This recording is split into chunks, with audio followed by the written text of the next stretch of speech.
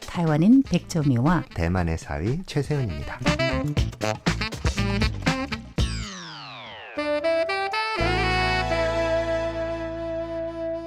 很感激韩国军方、韩国政府、韩国人民。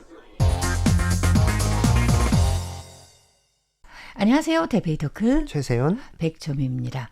우리가 항상 분단 국가 이런 얘기도 하면서 네. 옛날에 분단 그러면은 동서독을 좀 많이 들었던 것 같아요. 그죠? 그렇죠. 동서독은 당연히 20세기 말엽에 이미 통일이 됐잖아요. 네. 통일된 후에도 여전히 아무래도 문제는 좀 많죠. 예전에 그렇죠. 분단이 좀 오래됐었고 네. 또 그리고 어떻게 핍박을 받았는지 등등. 또한 베를린 장벽이 있어서 네. 넘어오다가 죽은 사람이 또 적지 않아요. 그렇죠. 이런저런 슬픈 이야기가 좀 많고 네. 제가 오래전에 제가 확실히 보지는 않았지만은 한국 영화에서 네. 그 한국 영화 제목이 베를린인 것 같아요. 저의 느낌은. 거기에서도 동서독과 관련해서 북한 그리고 남한 이런 관계, 한반도 관계. 근데 거기에서 원래는 북한의 과학자인데 귀순하고 싶은데 뭐 여하튼 이런저런 문제가 많았다. 그런 게 조금 기억이 나는 것 그 같은데. 영화 맞네요. 네. 맞아요. 네. 그래서 그게 또 떠올랐는데 네. 이렇다 보니까 우리가 뭐 첩보 영화 얘기하는 건 아니고 네. 그리고 또 이산가족 얘기하면 너무 슬프고 그거 말고 아무래도 성공적으로 네. 한국에서 말하면은 탈북하신 분이 계실 거고 네. 자 성공적으로 또 중국 대륙에서 타이완으로 그 당시에는 자유중국으로 넘어오신 네. 분들도 계실 거고 예. 근데 반대로 된 사람도 있어요. 음. 한국으로 치면은 월북이라고 하잖아요. 그죠? 네. 특히 6.25 전쟁, 맞습니다. 한반도 전쟁 네. 때문에 부득이하게 간 사람이 굉장히 많아요. 그렇죠. 가고 싶어서 가는 게 아니라 피난 때문에 가는 거잖아요. 그런 그죠? 경우가 왔다 갔다. 많았죠. 네. 마찬가지로 원래 고향이 저쪽 함경도였었는데 네. 전쟁 나니까 밑으로 내려오다 보니까 아예 거기 정착해버린 분들도 굉장히 많으세요. 네. 이게 바로 정말 슬픈 한 국내에서 발생한 많은 동난이라고도 할 수 있고 내전이라고도 할 수 있고 하는 그런 이산의 거잖아요. 결과로. 그렇죠. 네, 그건 너무 있었죠. 슬픈데 네. 월북 또는 탈북 네. 또는 우리 여기에서 양안간에서 왔다 갔다 하는 거 네. 옛날 이야기 좀 꺼내봤으면 좋겠는데 네, 좋습니다. 제가 타이완의 거를 조금만 먼저 말씀을 드릴게요. 네. 예컨대 옛날에 양쪽의 정보가 다 엄청나게 선전해요. 아시죠? 네. 그 선전은 우리께 훨씬 더 좋다. 네. 그쪽은 얼마나 나쁘다. 이거를 굉장히 많이 선전을 하면서 서로 세뇌를 하고 있는 거 아시죠? 저 시대가 영화도 달랐지만. 봤어요. 네. 군중낙원이라고 하는 영화인데요. 네네네네. 굉장히 훌륭한 영화고 사실 금문도를 중심으로 그런 여러 가지 선전 활동이 있었다는 걸 네네. 사실 영화 보고 처음 알았어요. 그거야 당연히. 왜냐면 찐만은 거의 헤엄쳐서 갈 수 있잖아요. 네, 거의 한국의 그런 군사분계선 정도의 네. 거리더라고요. 너무 깜짝 가까워요. 놀랐어요. 네. 제가 오늘 말씀드릴 분 중에 한 분이 바로 2km 정도, 2km 같으면은 헤엄 잘 치는 사람 충분히 가요. 그러겠네요. 헤엄쳐서 거기 건너간 사람이 있어요. 아주 유명한 분이에요. 그래서 제가 이 땅 가는 그 말씀을 드리는데 지금 우리 방송 오랜 동안 청취하신 분은 너무 잘 아실 거예요. 놀라운 것은 네. 90년대에 글쎄 민항기를 납치해서 네네네. 타이완에 불시착하는 그런 어, 이상한 네. 사건들이 많이 발생했는데 한 번이 아니고 네. 1년에 네. 유사한 사건 10번 발생하게 했어요. 진짜 전쟁 나는 줄 알았어요. 민항기 오는 것도 그건 그거지만 당연히 네. 민항기 납치한 거는 네. 범죄예요. 범죄. 범죄죠. 왜냐면은 전체 비행기 안에 있는 사람이 다 위험하거든요. 그럼요. 그런데 그거 말고 한국에 불시착한 원래 중공 인민해방군의 공군 비행 조종사 있는 거 알죠? 그런 사람. 그렇군요. 네, 제가 사실 그분 취재도 했었어요. 네. 한국에 불시착한 지 40년이에요. 그 당시 어땠냐 이렇게 물어봤었을 때 샤오티엔런이라고 하는데 그분이 공군 조종사였었는데 네. 지금 회상을 해도 너무 대한민국에 감사하다. 很感激韩国军方、韩国政府、韩国人民。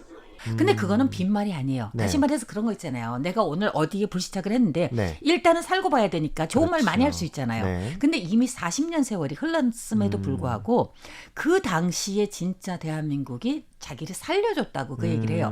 넘겨줄 수도 있잖아요. 그죠? 그렇죠. 자, 그렇지만 이쪽으로 넘겨줬는데 근데 그 당시 너무너무 미안하게 생각한 거는 그 일로 인해서 그 사건이 어떤 기자들 진짜 기자들도 좀 안 좋은 기자들이 있어요. 폭로하면 안 되는 게 있잖아요. 그렇죠. 미리 폭로를 해버려가지고 엄청 많은 사람들이 끌려가가지고 엄청 매 맞고 그냥 엠바고가 있고 그렇죠. 그러는 건데. 난리가 났었던 게 있었어요. 네. 그래서 이분은 너무너무 미안해하고 그리고 최소한 매년 한 번씩은 자기가 이제 특별한 그런 날이 있잖아요. 네. 거기 불시착한 날 네. 연락도 하고 네. 고맙다는 인사도 하고 직접 그렇군요. 한국에도 가고 네. 이런 일이 있었었는데 그거는 중국에서 이렇게 건너온 분이에요. 제가 좀 이따가는 네. 타이완에서 건너간 분을 얘기하고 싶은데 네. 그 전에 네. 최 교수님 말씀 네. 좀 들어봐야 되죠. 왜냐하면 우리가 언론에서는 당연히 우리 쪽을 더 생각하기 때문에 그렇죠. 탈북자를 더 많이 얘기하잖아요. 탈북자에 대한 선전이 훨씬 많고요. 그렇죠. 강도도 많죠. 네. 근데 월북 그러면은 보통은 납치라고 그러지 않나요? 월북이라는 말을 쓰기보다는 네. 납북이라는 말을 납북, 씁니다. 납북. 그러죠, 또 그러죠. 피랍이란 말도 씁니다. 그렇죠, 그렇죠. 가령 방금 이제 비행기, 민항기 이야기를 네네네네. 하셨는데요. 최근에 넷플릭스를 굉장히 뜨겁게 달궜던 작품이 하나 있어요. 네, 어떤 작품입니까? 일본의 이제 그 한참 거기에서 전공투 시대 때 아무래도 사회주의에 경도되어 있는 일부 학생들이 네. 한국의 비행기를 일본에서 납치를 해서 한국을 거쳐서 북한으로 건너가려고 하는 네. 그런 어떤 가상의 시나리오를 두고 네. 영화를 만들었는데요. 굉장히 흥미로운 내용들이 많은 것이 사실은 그 당시에 이 냉전 시대에 일본과 남한과 북한 그리고 중국까지 또 러시아까지 포함되죠. 이런 굉장히 그런 냉전과 어떤 그런 자유주의와 사회주의 사이의 갈등 같은 것을 잘 표현했는데 사실 그 영화가 이 납북이냐 월북이냐 혹은 자진해서 가는 것이냐 이런 거에 대한 굉장한 것들 그리고 또 사회주의에 대한 알 수 없는 동경들이 가득했던 시대에 대해서 영화를 잘 만들었어요. 그래서 그 영화가 굉장히 많은 사람들한테 인기를 받았는데 사실은 한국에서 월북이라는 것은 굉장히 금기되어 있는 말입니다. 예, 탈북은 당연히 저희가 굉장히 흥미롭게 환영하죠. 예. 환영하는 이야기고 또 굉장히 환영하는 근데 지금도 부분이지만 금기인가요? 시대가 이렇게 많이 변했는데? 아무래도 그래서 납북이라는 표현을 더 많이 쓰고요. 예, 월북이라는 개념은 보통 근데 저는 저희가 옛날에 네, 뭐 월북 작가 이런 말씀 네. 많이 들었거든요. 제가 그 말씀을 드리려고 했는데요. 네. 그 당시만 해도 이제 조선민주주의인민공화국이 건국될 때고 남한에서는 이제 대한민국이 건국될 때이기 때문에 어떤 이념적인 차이라든가 예술에 대한 태도에 따라서 사람들이 갈렸잖아요. 네. 그런 사람들은 자진해서 스스로가 택해서 그 나라의 건국에 이념 이바지하겠다 이런 부분으로 이제 우리가 이해를 하고 있고요. 네. 대표적인 작가가 홍명희. 예, 홍명희는 뭐 임꺽정으로도 유명하고요. 네. 낙동강으로도 유명한 작가죠. 또 김사량 소설가이자 또 일본에서 공부를 했기 때문에 일본 문학에도 많은 영향을 주었던 작가가 있습니다. 또 이제 최승희와 무용가 맞습니다. 너무 유명하잖아요. 최승희의 그건 오빠도 타이완에도 같이. 와봤었고. 맞습니다. 네. 대만과도 인연이 있었던 네네. 분이시죠. 음. 그래서 이런 어떤 예술 쪽에 있는 분들이 많이 계셨고요. 네.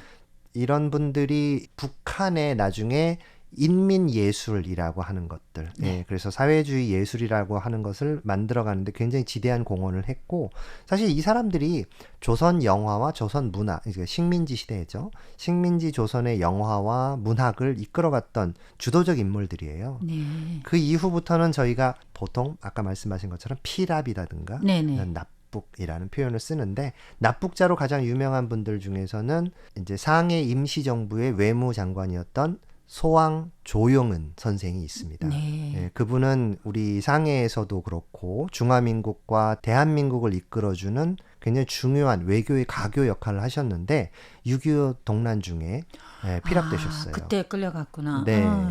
우리가 아는 정말 유명한 분이 한 분 계신데 그분 뭐 강제로 간 것도 아니고 자기가 스스로 갔어요. 네. 근데 바다 건너간 거잖아요. 그렇죠. 오늘 말씀하신 금문, 찐만과 관련이 있어요. 저는 이런 거 보면은 진짜 첩보 영화 좀 느낌상 굉장히 스릴 넘치는데 저 영화 이야기를 하시면 네. 또 한 가지 드릴 수 있는 것 중에 하나가 아니요. 다음 주에 말씀하세요. 다음 주에도 계속해서 영화 플러스 타이완에서 건너간 그 분에 대해서 조금 더 소개를 해드리고 싶고 그게 바로 찐만과 관련이 있습니다. 오늘 좀 엄숙한 주제이긴 하지만 우리가 영화 보는 그런 느낌으로 옛날에는 좀 달랐기 때문에 이랬다라는 느낌으로 이야기 나눠봤습니다. 세배덕후 여기서 끝마칩니다. 진행의 최세훈 백점이었습니다. 그럼 감사합니다. 감사합니다.